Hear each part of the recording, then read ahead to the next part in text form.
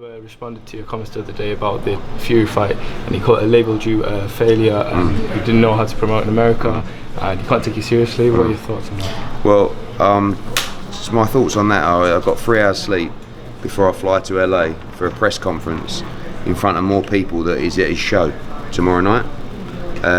Bob Arum said that I'm an idiot because if you talk about someone too much, then you're just promoting them. Well, all he's done all week is talk about me. So I want to thank Bob Arum for the publicity this week. And you can't criticise Bob Arum, he's a legend. He's 87 years old. He's so out of touch with modern society, it's frightening. I mean, some of his speeches are Churchillian. You know, like the one the other day about the Mexican, I mean, it was, I don't know where he was going with it, but it was remarkable.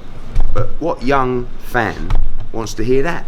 Nobody. You know what I mean? So, look, Bob's Bob. He's two-faced sometimes. You know, he was up my backside all last week in London, saying I was the greatest thing since sliced bread, and he's been slagging me off all week.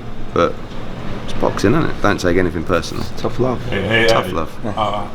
What's your thoughts on the lack of publicity for the Tyson Fury fight? I just think it's people just get bored, right? So he fought Wilder. If you look at the hype around Tyson Fury after the Wilder fight and look at the hype around him now, it's like, you know, it's a third of where it was. You get away with the Schwartz fight, but you don't get away with another one. You know, it's like, even like AJ said to me, like, I never got these fights. Why didn't you give me these fights? You know what I mean? Like, look at me, I boxed after Martin, boxed Molina, boxed Brazil, boxed Klitschko, boxed Takam, boxed Parker, boxed Povetkin, boxed Ruiz, and now Ruiz again. All in a row. There was no like, all right, have a gimme fight along the way. So he's sort of saying to me, well, blimey, he's had Tom Schwartz, now he's got Otto-Wallin. Oh, yes, please. So ESPN have got to be looking at it going, what are we paying for here? There'll be no new subscribers tomorrow night. They've sold 2,000 tickets. They'll comp it out. You'll see the numbers being reported by the commission. It's not how you build the rematch. The rematch is still a huge fight, great fight as well. But it's not the way to build it. I understand the give me the free one, you know, but not give me 2 free ones and spend the whole year. That's his year. So Tyson Fury, the lineal champ, his 2019 has been Tom Schwartz and Otto-Wallin, and you still want to call him a lineal champion. Eddie, is ESPN getting out of hand with that, with the lineal title, so-called, and then they get mad? But then they got mad with Crawford not being a champion in the PBC side. Yeah, but they call it like lineal. I mean, the guy, he retired from the sport. He failed a drugs test.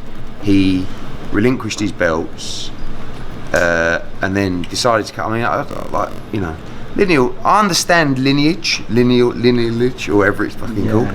But like, I mean, no.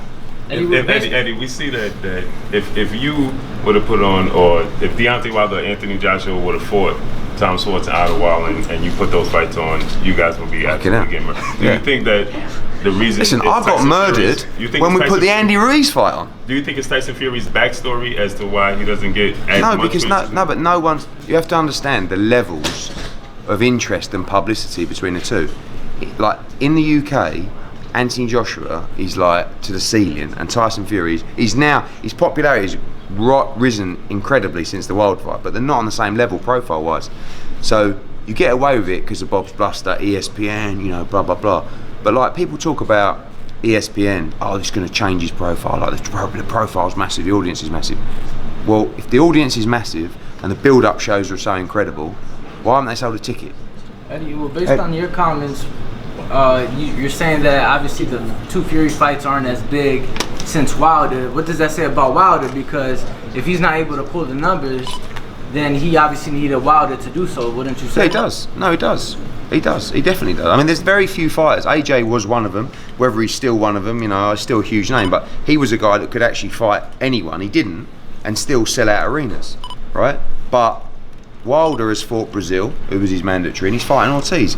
That's not a bad year, you know, for a world heavyweight champion. Wilder and Ortiz. It's a little bit different than Schwartz and Wallin, you know. And I respect Tyson Fury. I think he's a great guy. I think he's got a great personality. I think he's great for the sport. And I think he's very, very good.